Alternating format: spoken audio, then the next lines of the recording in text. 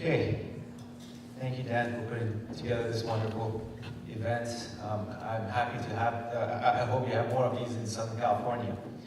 Amnion Life Medical Devices, the company was born 4 years ago after a family trip we had in Europe.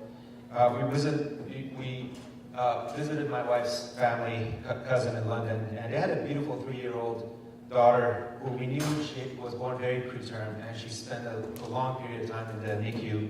And we had heard about this in the family, and it was difficult. But when I got there, I realized the extent of complications in the NICU are ongoing still at her age, and it's going to be ongoing for the rest of her life. She had developed ocular and developmental challenges, injuries, and required daily assistance. About 3 weeks later, on the same trip, I had a dream that preterm amniotic fluid, preterm infants should be in a synthetic amniotic fluid to keep them warm, hydrated, and comfortable. And when I woke up from the dream, I just became passionate about this whole idea of why not. We've since then come a long way. We realized the same technology we're developing for these infants can be applied for adults as well, for burn patients, ICU patients. So we're hoping to build the next generation of intensive care beds, not just for infants, but everywhere in the hospitals. So preterm birth is a serious problem globally. 1 out of every 11 human beings born are born before their due date. And it's a serious problem not just in the US, globally. It's the #1 cause of infant death in the United States and leading cause of developmental and lifelong injuries, suffering, and death in children globally. I'm a medical doctor, practicing radiologist. Throughout my life, I've had passion and interest about building teams and managing teams. And since my dream 4 years ago, I've become passionate about creating the company and the team to create the next generation of medical devices for these infants. And we've come a long way in a very short time. Why is preterm birth such a problem and such a leading cause of death? Because the human being's physiology or development happens in 2 stages. We're in the fluid stage initially, the first 9 months, and in the last few weeks, especially after the 8 months, is where a lot of the organ changes happen, where the infant becomes more ready for the air environment. Before that time, the infant doesn't need any thermal regulation in the womb. They're in a comfortable 37 degrees Celsius fluid environment at all times. And then when they're born, their skin is permeable to water. In the womb, they're actually absorbing the skin, and all of a sudden they're in this environment that is cold, and in literature, a lot of literature call it sometimes hostile environment for this infant. They start losing heat because their skin is permeable to water. They don't have the subcutaneous fat for the insulation that term infants have. Their body surface area to volume ratio is 3 times terms and 6 times adults. So they are rapidly losing heat, which are calories that are needed for growth. So what happens when they come into the NICU, instead of continuing their upward velocity of growth, they actually start losing weight, and it takes a while for them to actually get back to their birth weight. And a lot of that is because of the heat loss. A lot of that is because of the evaporative water loss that occurs in these infants. And when they are cold, when they do lose heat, unlike the term infants and us, where we have the shivering mechanism, they don't have the shivering mechanism to warm them up. They don't have the brown fat they used to burn to create heat. So what they do is that they increase the metabolic rate. They start burning calories just to create heat and maintain warmth. But that's only a very short-term stress reaction that has all these other complications as well with it. So in addition to having electrolytes and dehydration problems, they have skin drying, scaling, breakdown that leads to infections, leads to these lengthy ICU stays for them that for the extreme preterm can average 110 days. That's from Florida numbers. That's just from the 110 days for the extreme preterms. The current technology in the incubators was actually invented in 1882 by Stefan Tarnier. It's a mattress with a heating element and humidification. And since in the 20th century, it significantly reduced the mortality and morbidity for these infants. but still we have a long way to go because there is still a lot of issues associated. You can see all those complications on the right side that occurs because of these infants' care in the NICU. This is a global problem, but in the US, where is our main market, a number of babies born is about 300,000 to 400,000 a year. About a third of those are born very preterm or extreme preterm. About 850 hospitals across the United States have level 3 NICUs, which can cater to very preterm and extreme preterm infants. And about 27,000 beds are total in the US that provide service for these infants. So what is our solution for this problem? We've developed a patent-protected proprietary device, which we believe is going to be disruptive technology in this environment, in this field. It's a controlled bath environment where the infant's head is kept safely above the fluid line at all times. It looks like, as you can see, a infant car seat. But the monitoring equipment is going to come on the head and the face, and actually there's going to be sensors on the chin to make sure the fluid never goes above the chin line.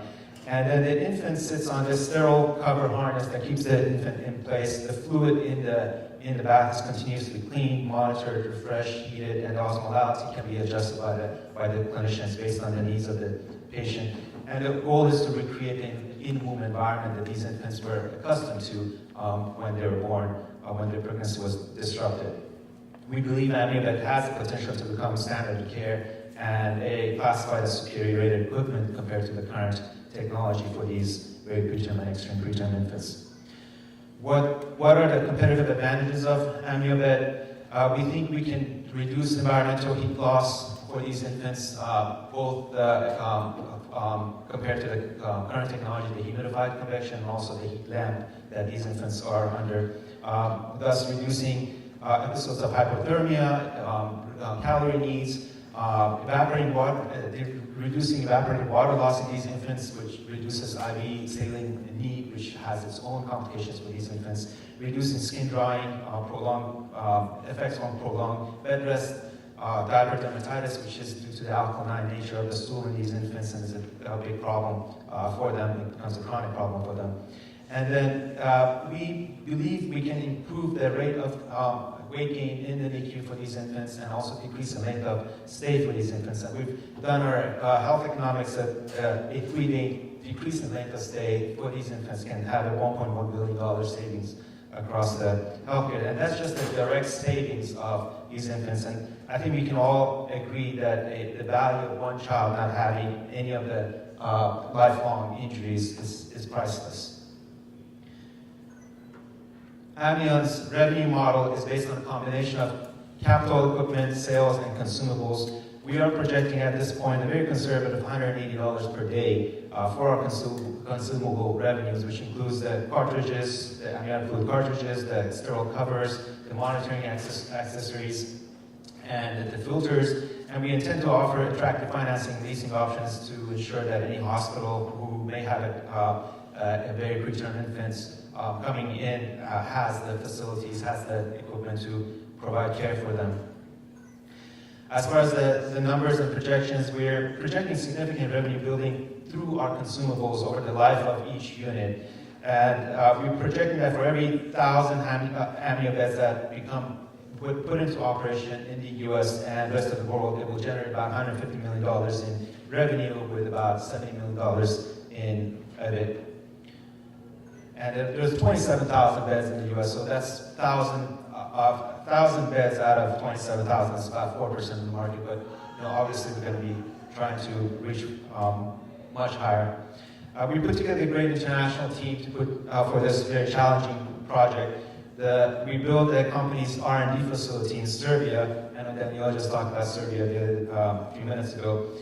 For assembly testing, we have a clean room over there. Assembly testing, we put together a very talented and dedicated engineering team in Serbia, about 8 to 10 full-time and part-time engineers there.